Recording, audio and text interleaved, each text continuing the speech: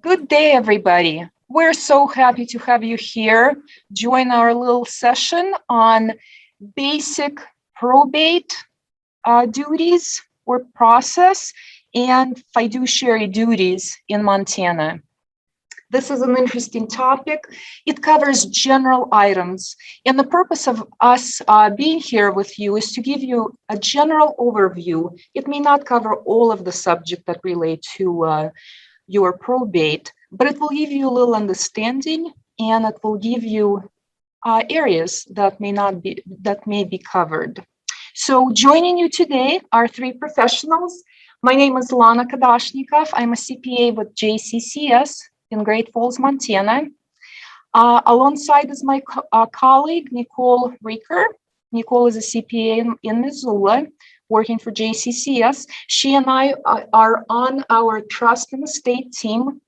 We absolutely love working with our clients, love helping our clients, and love making the process a little bit easier, because most likely you're watching this video because you are a PR for the very first time, and you'd like to know a little bit more information to get ready for your first appointment with an attorney or possibly a CPA. And the star of our video today is Heather Starnes. She's an attorney with the local firm Jardine Law here in Great Falls. Heather and I work closely between our offices. We have a lot of common clients. Heather is fantastic. She's a great attorney. And each one of us in this video has at least 10 years of experience of helping people. We enjoy this area. We love to help. And we hope you find this video informational.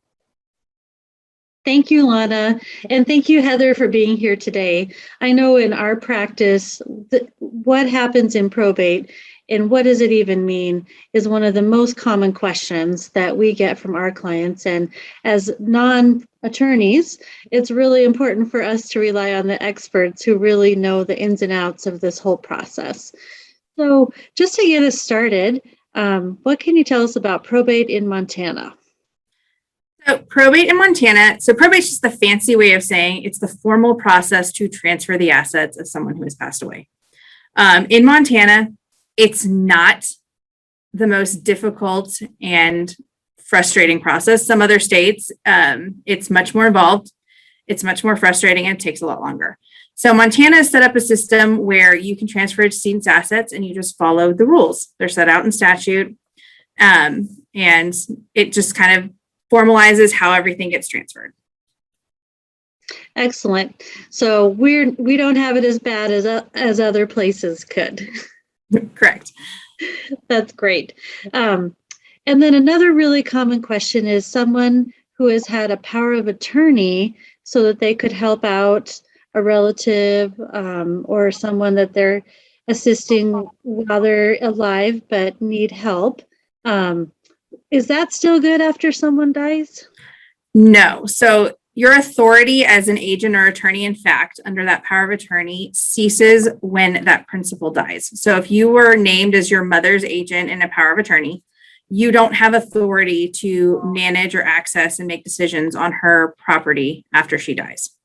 A common caveat or addition to that is just because you're named in the will as the personal representative, you don't immediately have authority when that person dies.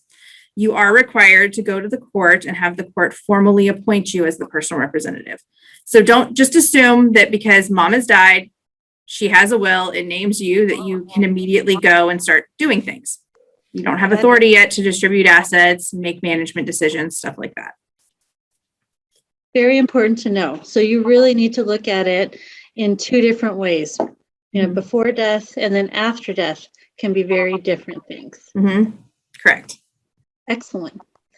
So, Heather, I was wondering, what would be the main steps in the probate? It's a process, as you said. There are steps. Are there general areas that one can describe about probate? Yes. So it's important to understand that this won't encompass everything. It's just the main steps that most probates are going to include. So the first thing, and what opens the probate, is you file either an application or petition with the court that starts the probate. The application is what we call an informal opening of a probate. Basically, the clerk of court reviews and says, we have all the documents, they're original, everything's in order. The clerk of the court then issues the order and appoints the person nominated as the personal representative. If the most common is you're using a copy of a will instead of the original will, if that's the case, then you're going to have to do that formal petition. It's a bit longer to get the probate opened, but it's still fairly straightforward. So you file the petition with the court sets a hearing. You have to give notice of that hearing of at least 2 weeks. You have a hearing, the judge reviews everything, and then the judge determines, yes, it's all in order. This is the will. It's a valid copy. The judge issues the order appointing the personal representative and starting the probate. So slightly longer and more involved, but still fairly straightforward. The next thing that happens is you are required to do a notice to creditors. This notice to creditors gets published in a newspaper for 3 weeks.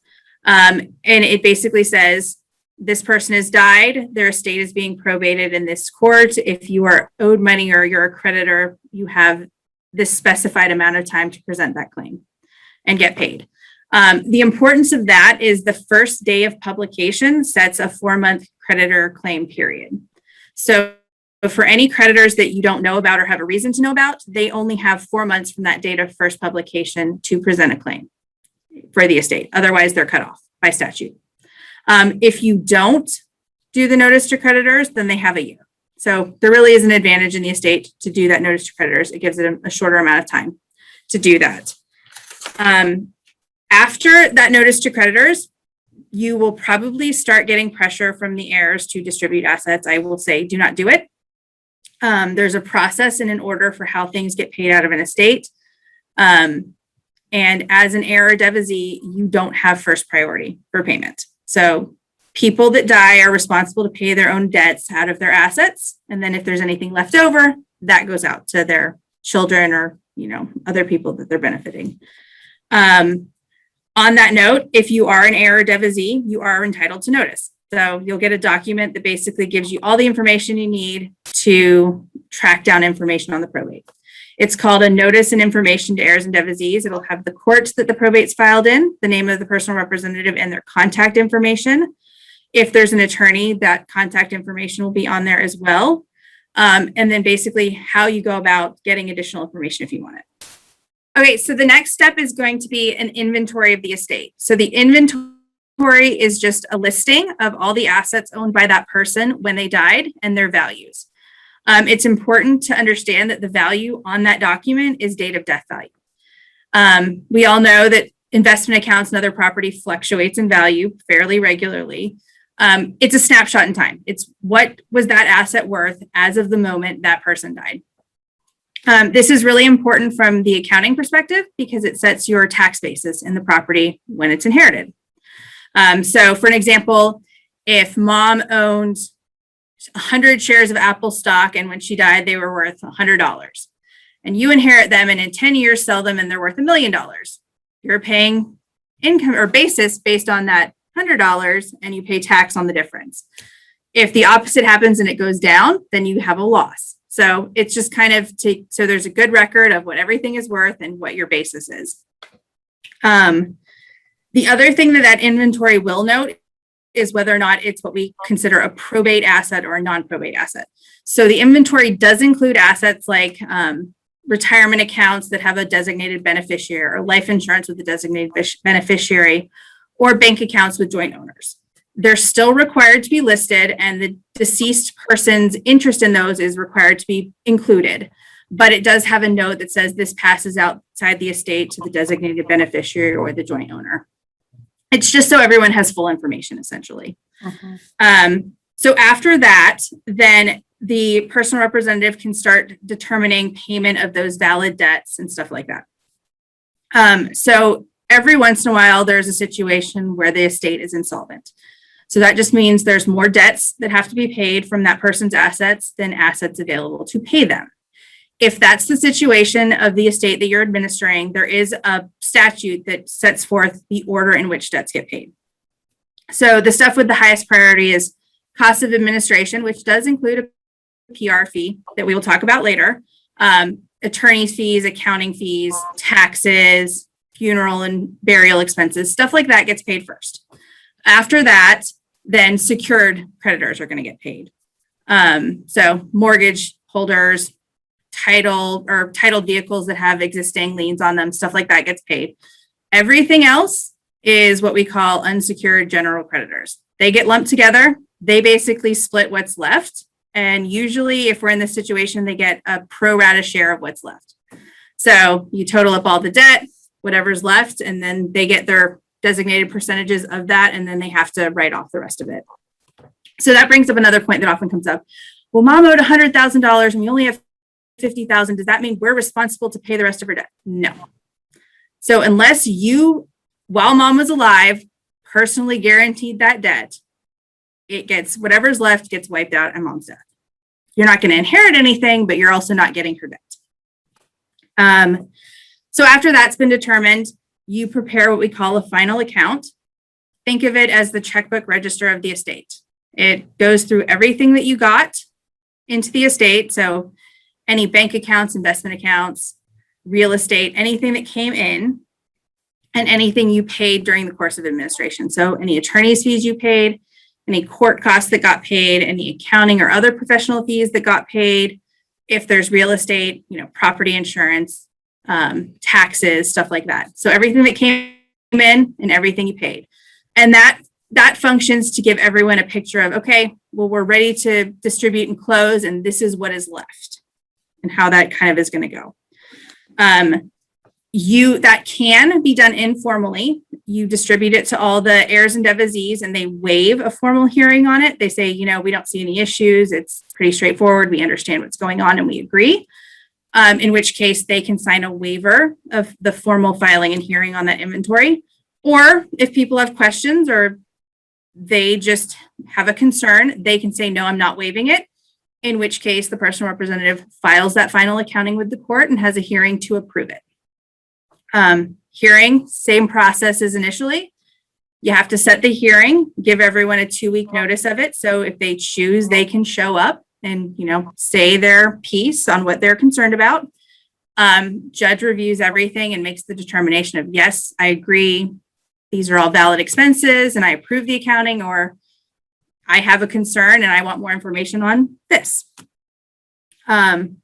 Once that is done, and before you close and start distributing, talk to a tax professional. Most of our family and friends that pass away aren't kind enough to do it on the last day of the year. So there's going to be taxes probably on the personal side from before they die that you have to pay. There's also potentially taxes that the estate is going to owe, and you have to do a fiduciary return. Talk to a qualified accountant that does this, not necessarily the one that does your personal tax return every year. There are some nuances that are involved in estate account or tax returns. You need to talk to someone that knows what they're doing. And Heather, we do have a video, I'll just mention it here, that can help clients prepare for a meeting with the CPA. So, I invite everyone to check that out on our website, preparing for a meeting with the CPA for a personal representative. Perfect. Yeah. So the other thing I want to note, it doesn't come up often, but every once in a while you'll have someone that passes away that hasn't filed their tax returns in several years, or gifted away lots of property and never filed a gift tax return. As the personal representative, you are obligated to make sure that their taxes are up to date, which could mean filing those past tax returns that didn't get done. So it's just something to be aware of. That might be something that's involved. So once all that's done, you got the okay from the accountants, you got the okay from either the court or the other heirs on the final accounting, stuff like that. Then you can distribute the assets and close the estate. That is done pursuant to what the will says. So if it says equally to my kids, everyone gets equal value. It doesn't necessarily mean that everyone gets 1/3 of every asset, but the value has to be equal. So that's a good time to just talk to everyone and get them to agree on this is what they want. So. Very good. Heather, I was wondering, when you were going over the main steps in the probate, we mentioned people who have wills. How are processes different for somebody who dies without the will in Montana? So in Montana, there are statutory provisions that dictate how property is distributed if you die without a will. They're called the intestacy statutes. And if you don't have a will, those control. So for the most common is if the person's married, the spouse will get a portion of it, depending on if it's a first marriage, second marriage, there's kids from both marriages, there's a surviving parent.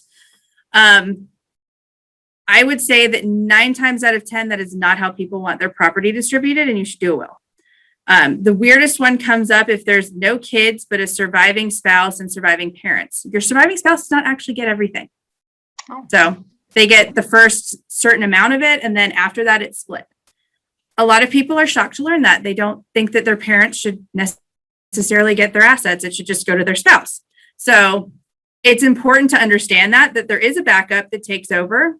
Most people are going to want to set it themselves. So the other thing that would come up with the intestacy is if you have someone that you just don't get along with at all, whether it's parent, sibling, child, doesn't matter. They're going to get your property under an intestacy statute if they fall into that category of being related. So if you are planning on disinheriting someone, you must do a will. It's the only way to ensure that they're not going to get your property. Those are very good points. Thank you. Thank you so much for covering them. Yeah. Heather, another question that I had for you, one of the steps involved payment of the valid debts. Sometimes we see situations where the PR gets pressure from the beneficiaries to distribute funds early. What happens if there is a PR who does this, who maybe, if the PR doesn't know what is the order of steps and they ended up giving assets to beneficiaries and they realize that there are claims that come in later on? What happens in this situation? So as the personal representative, I would always advise you to talk to competent legal counsel before you distribute anything. If you wrongfully distribute an asset to the detriment of a creditor that then doesn't get paid, you can potentially be personally liable. You're basically put in a situation where you have to try to get that asset back from the person you gave it to pay the creditor. It's just always better to make sure you've paid everything first, which means you often have to push back against those heirs and devisees that say, well, we don't understand. It's just sitting there. Why can't we have it? A lot of times that's a good time to involve the attorney, have everyone sit down, or the attorney explain, look, there's a process. The statutes require that creditors get paid first. We have to know who the creditors are before we distribute things. Very good. This was a great overview. We thank you so much for giving us the tips and pointers and just general main areas of the probate. Heather, but say if I'm the PR, in this role, this is my first time, the question that I would be asking myself is, what do I do first? What is my obligation, or what are the tips what do I do in the first 5 days? Could you give us advice on that? So in the first 5 days, gather information and secure assets. That's pretty much all you can do. You can't open the probate until a person has been deceased for a certain amount of time. So there is that initial, it's not very long, but there is an initial waiting period. As the personal representative, you can't guarantee who has keys to, let's say, a residence. The person might have given keys to, their neighbor and their friend and their kids. Change the locks. Make sure people can't just get in and start taking things. I know we all say, well, no, people are honest and they're not going to do this. People do this. So change the locks, make sure you know who's getting into properties, gather information. So if they have a filing cabinet, find past tax returns. If they have a longstanding relationship with an accountant, that accountant's going to have information on what their assets are. You can find statements, life insurance policies. If there's a will, call the attorney. Figure out if the attorney has additional information. A lot of attorneys, when we do our intake, get a general idea of assets that the person owns. So that could be a starting place on, hey, we should call this bank or this investment firm to see if there's an account there. The other thing, and this is not a legal obligation, but clean out the perishables. They will rot. You don't want to deal with them in 5 months. Just clean them out. So avoid the mess. Surprises. Yeah. Yes. Yeah, gosh, good tip, Heather, just to get ahead of things secure property, clean out those perishables. Very good to get us started. And we've talked about this word fiduciary a few times now. Can you give us a little more information as to the responsibilities and requirements behind that word? Mhm. So a fiduciary is a person who is charged to manage and protect assets for someone else or group of people. So as the personal representative, you have authority to deal with the deceased person's property. It is not your property. And you usually are not the ultimate or sole beneficiary of that property for the probate. So there's going to be multiple heirs that are entitled to a portion of that property. One of them may be you. Sometimes it's not. Sometimes the personal representative is someone unrelated that's not getting anything. When you are in that role, you have to understand that everything you do has to be in the best interest of the estate and the people that ultimately benefit from it. So it's not going to be a good excuse where you're out and about and the only checkbook you have is the estate checkbook and you really have to, write a check to pay something. Don't use the estate checkbook to pay your personal expenses, even if you immediately put the funds back in the estate. It's just not a good idea. Keep it separate. It makes everything cleaner and it doesn't cause questions to have to be answered later. The other thing to keep in mind is if there's an asset being sold, especially if that sale is to a related or inside party. That inside party is still going to be required to pay their fair market value share to purchase that asset unless everyone agrees. Not just you, not just half of the heirs. Everyone's going to have to agree, yeah, Mom would have wanted Sally to have X and she would have agreed to give it to her at a discount. Unless you have everyone agreeing, and I would say agreeing in writing to that decision, Sally's paying fair market value if she wants it. So. Golly, the role of the fiduciary or personal representative has a lot of facets to it. And it sounds like a lot of work. I mean, it does sound like, appointments with attorneys, appointments with CPAs, going and doing the inventory. I mean, there are a lot of people involved, a lot of time involved. So can the fiduciary be compensated for what they do? Yes. So the personal representative is entitled to take a personal representative's fee for the work they do. Usually the decision to take that fee is done towards the end of the estate process and the probate process when you're getting to close. But in order to have a record to support whether or not you are entitled to that fee, I would recommend keeping a ledger of the work you do from the beginning. And it can be as simple as date, this is what I did for the estate, this is the amount of time it took. That just shows like you actually worked, X number of hours and it was this much work and you're entitled to a fee. One thing to keep in mind is any fee you take as a personal representative is taxable income. So you have to report on your tax return. But it is also, I think, a deduction, you can correct me if I'm wrong, on the estate side if there's any taxes owed. So you're usually weighing a bunch of things when you are making the decision to take a personal representative's fee. Also keep track of mileage. So if there's a property, say the estate's in Great Falls and that's where you live, and then they own a property up in Kalispell. If you have to go and do something with that property, keep track of your mileage because that can be a reimbursable expense as well.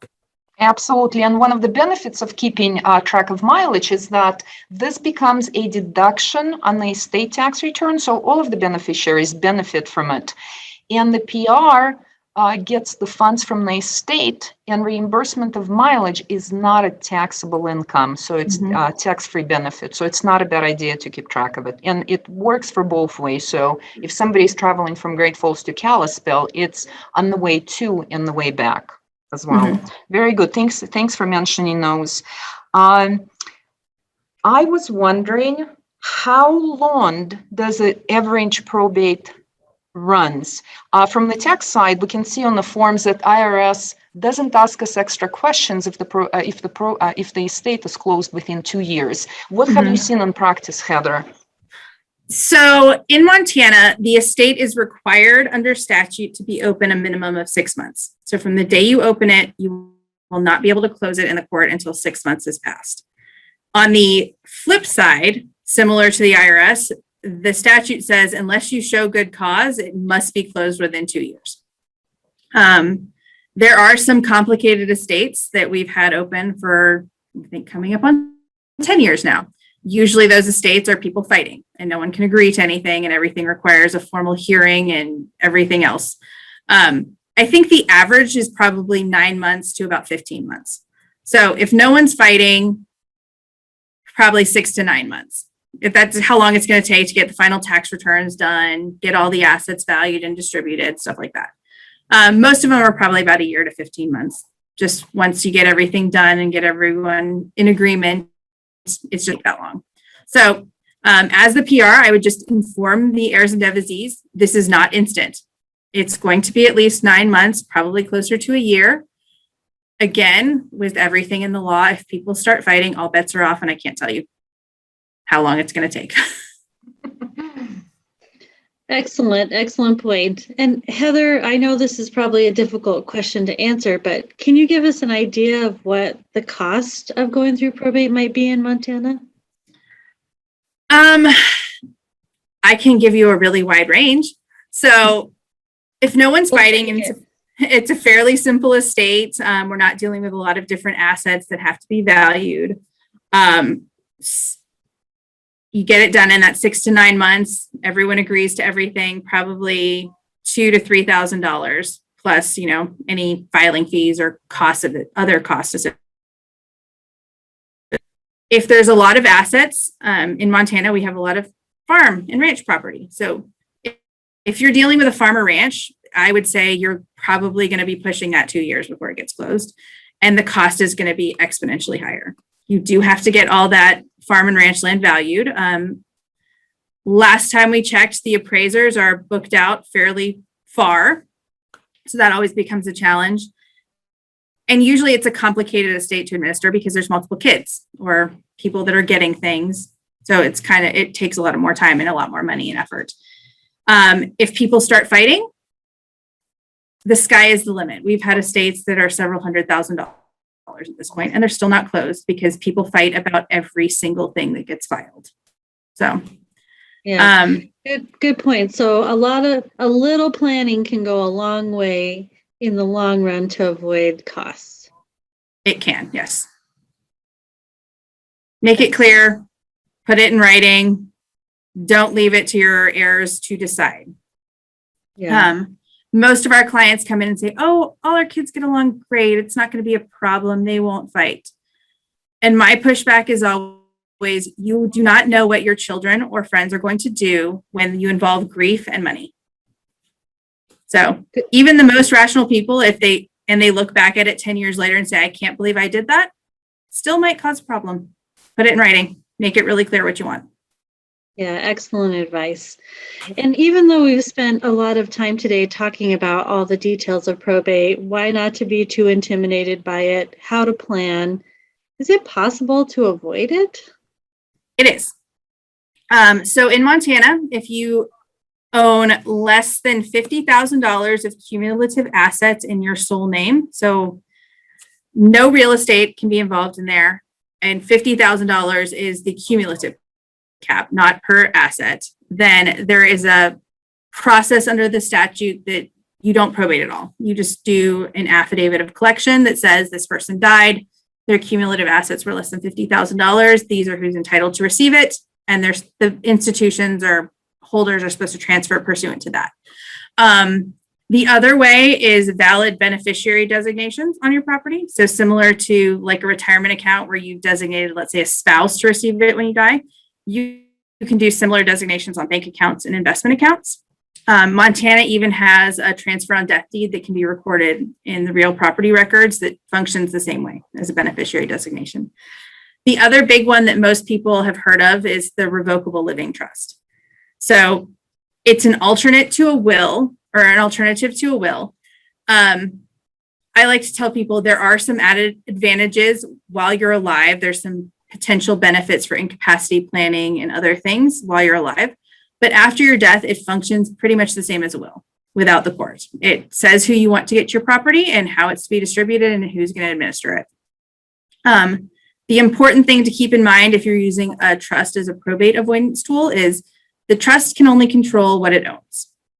So it must be properly funded, and that funding must be kept up to date. So as you buy and sell things after setting up the trust, you have to make sure that they're either designated to the trust when you die or owned by the trust while you're alive. Because if you don't, you're going to be stuck probating and potentially administering a trust at the same time. So. Yeah, great tips. And, you know, like all planning, the more we do ahead of time, the better. And Heather, it's great to know that you're available to help folks as they make these decisions on which route to go and guide them through the process so they can set that up for their families and protect the people that they love. Right.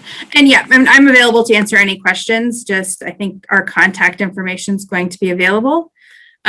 Most attorneys will give an initial consultation up to 45 minutes without charging. So if you have questions, don't know where to go, just give us a call. We can at least say, oh, you don't need a probate, or, oh, you might have a problem and you need to do this. So. Excellent. Yeah. Very, very helpful. We really appreciate that.